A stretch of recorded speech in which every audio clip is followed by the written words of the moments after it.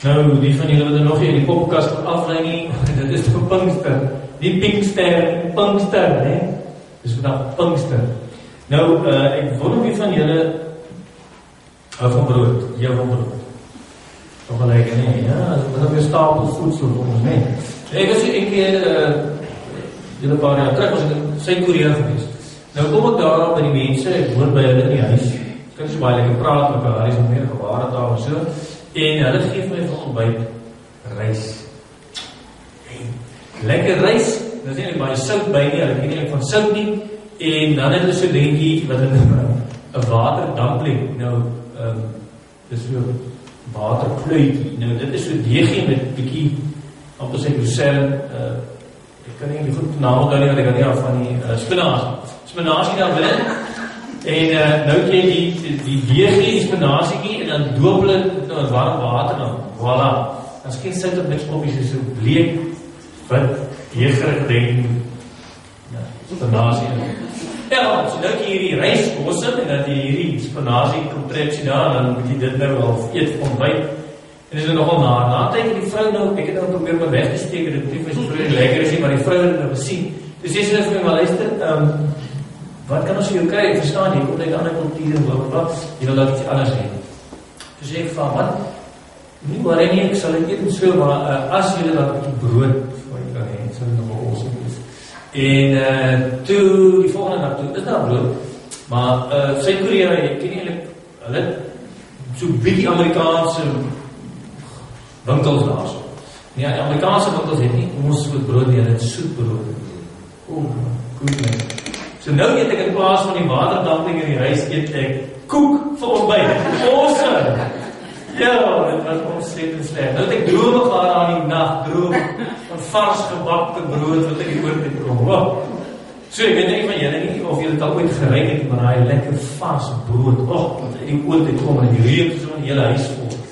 Dit is net te goed om waar te wees. Nou ja. Ons het vandag Pinkster. Nou, die woord Pinkster beteken, is nou klomp variaties van die woord nie verander het, maar het kom basis al meer beteken 50ste, want het kom van die ou Grieks, wat beteken Pentakostos, wat beteken 50, nee, 50ste. En waar kom hierdie 50ste storie nou vandaan?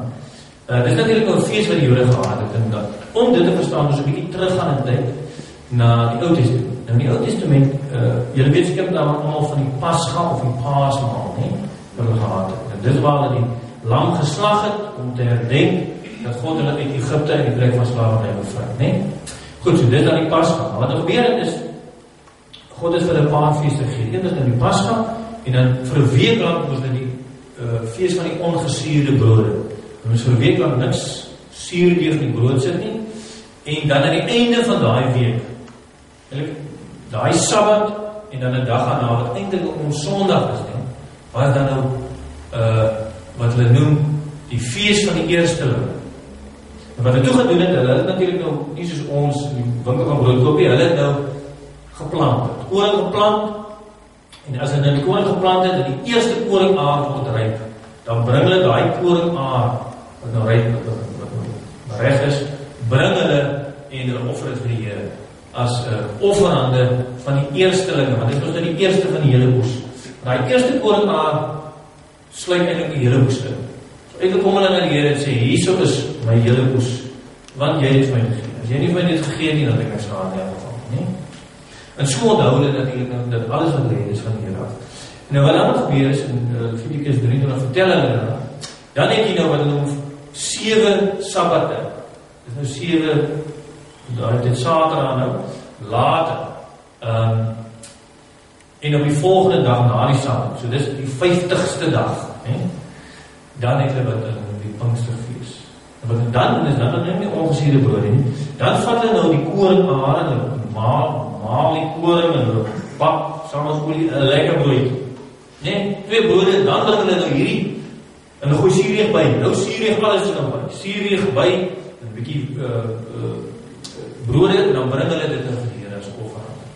So nou kan julle sien, op die 50ste dag, sou mens kon sê, na die eersteling gebring is van die oes, dan kry jy nou die volledige vrugte, die uiteinde van die oes, is hierdie lekker vars brood.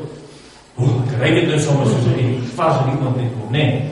Nou ja, so daarom lees ons daarvan, in Levitikus 23. Die dag na die 7de Sabbat, op die 50ste dag, moet julle vir die Here 'n graanoffer bring uit die pas geoeste graan. Elke gesin moet 2 brode vir 'n beweegoffer na die heiligdom toe bring. Dit moet van 3 kg meel met suurdeeg gebak wees en is 'n gawe aan die Here uit die eerste opbrengs van die oes. Wat interessant is, dat hierdie feeste is eintlik in die persoon van Jesus Christus vervul. Onthou, ek het gesê, eerste was die Pasga, die Paasmaaltyd, waar die lam geslag is. En Nuwe Testament lees ons dat Jesus is die Paaslam. Hy is die een wat geslag is. Hy is die een soos Israel uit die plek van slaverny uit Egipte bevry is, so het Jesus aan die kruis vir ons die plek van slaverny uit die sonde bevry. En daarom lees ons daar van 1 Korintiërs 5 waar staan: verwyder dan die ou suurdeeg, sodat julle nuwe ongesuurde deeg kan wees. En dit is julle ook werklik. Ons Paaslam is immers geslag. Dit is Christus.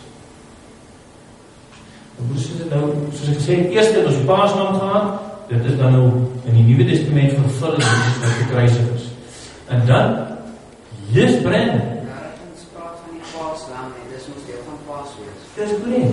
Nou, waarvan kom die eiers vandaan? Dis 'n baie goeie vraag. Die eiers is 'n teken van lewe, né?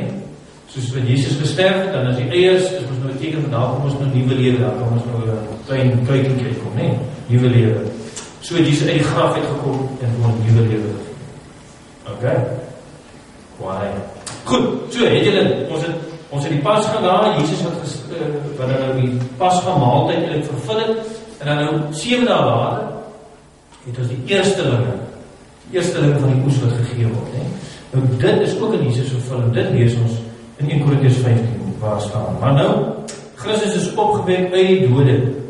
Soos jy nou gesê het, Brandon, daai van die eier wat nuwe lewe is, dit is nou wat hier so staan. Opgewek uit die dode, hy het die eersteling geword van die wat ontslaap het, die wat gesterf het. Want aangesien die dood deur 'n mens is die opstanding van die dode ook deur 'n mens. Want soos hulle almal in Adam sterf, so sal hulle ook almal in Christus lewend gemaak word. Maar elkeen in sy eie orde. As eersteling Christus, daarna die wat aan Christus behoort by sy koms. Goed, so het jy nog. Eerst het ons die Pasga, dis Jesus aan die kruis. Dan het ons die eerstelinge, dis Jesus uit die graf. En dan 50 dae later, wat het ons dan? Ons het dan Pinkster, toe is die Heilige Gees uitgestort, op daai Pinksterdag. Om te sê, nou is hierdie koring wat geheilig is, hierdie koring wat gemaal is nou uiteindelik geword, die vrug, die uiteinde is die brood wat ons kan eet, wat vir ons voed. Dit is wonderlik. Maar nou interessant, is dan nog 'n parallel in die Ou Testament van hierdie 50ste dag. In Levitikus 25 praat van 'n ander 50ste. Dit praat van die jubeljaar, wat op die 50ste jaar is. Nou, daarvan lees ons in Levitikus 25. Laat dan ramshorings blaas op die 10de van die 7de maand op die versoendag. Die ramshoring is die teken dat almal in die land die jaar van die 50ste landbouseisoen op 'n besondere wyse aan die Here moet wy. Daar moet 'n landswye afskrywing van skuld geproklameer word. Dit moet vir almal 'n hersteljaar wees. Elke Israeliet moet sy grond terugkry en mag sy familie na sy familie toe teruggaan. Goed, wat gebeur het is, God het die volk in die beloofde land gegee. En hulle het grond gekry, dis hulle sin. Maar wat nou gebeur het, is God gesê, maar dis eintlik my grond, maar jy kan dit er so half besit, maar dis eintlik myne, nie? En om dit te illustreer, het hy gesê, goed, maar as jy nou sê, maar jy, kom ons, finansieel gaan dit maar swaar, en jy moet nou juist die grond verkoop. Of verkoop jy nou vir iemand, sodat jy nou net kan lewe, of het gaan so sleg, jy eintlik 'n slaaf word na ander man se huis. Jy het eintlik niks meer oor. Nou werk jy daar man sy huis en so, en dan sê God, maar op die 50ste jaar, word alles skuld afgeskryf. Jy kry jou land terug, jy kry jou vryheid terug, al die skuld is afgeskryf. Alles word herstel. Nou toe God het die eerste keer vir jou gegee, hè? Want dis nou wonderlik, dink maar by Pinkster. Herstel God alles wat ons in Christus, wat ons die sonde van ons kom aftakel. Dit word op Pinkster, kry ons die vrugte van God se werk in Jesus Christus. Ons kry die finale produk. die Gees wat uitgestort word oor elkeen. Nou goed, dit klink nou nogal mooi, maar het voel so mooi, maar nog die ver van ons. Maar eintlik is dit so, dat hierdie uitstorting van die Gees is 'n doop in die Gees. En dis hoe die Nuwe Testament daarvan praat. En dit laat ons natuurlik ook almal van ons dink aan ons eie doop, nee? En daarom lees ons in Lukas 3, waar Johannes reeds voorspel, hy sê, maar Jesus gaan vir ons doop op 'n meer vervulde wyse. Daarom sê hy, ek doop julle met water, maar my meerdere kom, en ek is nie eens werd om sy skoene los te maak nie. Hy sal julle met die Heilige Gees en met vuur doop. Hoe is dit om hierdie kerk te sit, kan ons soms 'n bietjie verveliger voel, maar dit is eintlik glad nie vervelig. Wat hierdie kerk gebeur is, hierdie woord van God gaan oor ons uit, en ons word gedoop. Ons word eintlik weergebore. Nie dat ons vreemdelik cool is nie, want dit is die groot werk van wat God doen, deur sy Gees. Eintlik is dat nou, hoe elkeen van julle kop 'n vlammetjie. En daai vlammetjie is die offerhande. Onthou dit al goed gebring om geoffer te word vir die Here, nee? Julle word hier in die kerk geoffer vir die Here. En julle ou mens sterf, en 'n nuwe mens word opgewek.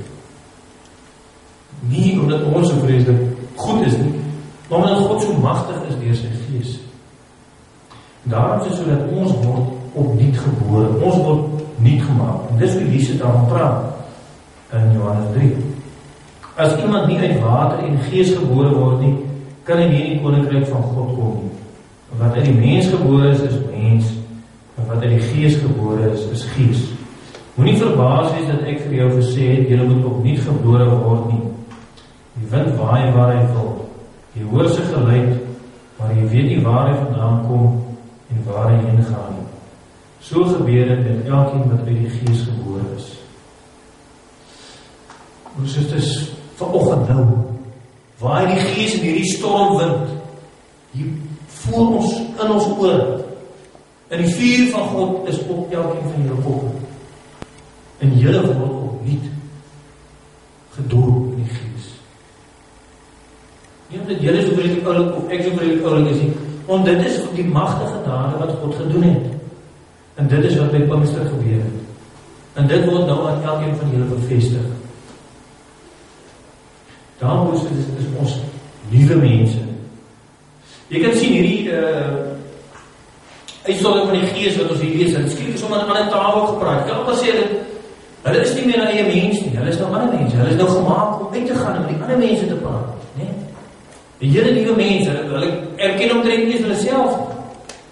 Want God het vir hulle nog nie gemaak. Hulle is nie gebore. En dit word wonderlik geïllustreer in die gedeelte wat ons lees in Levitikus. Die koring, ons word deel van daai koring wat geoes word, nie? Ons word gemaal saam met Christus, word ons gemaal. En dan word die Gees, die suurdeeg word bygevoeg. En die olie word bygevoeg. Ons word gebak in die oond van God se oordeel. En ons kom uit die oond in, as een in Christus. Een brood, een doop, een Gees, verbind ons almal mekaar.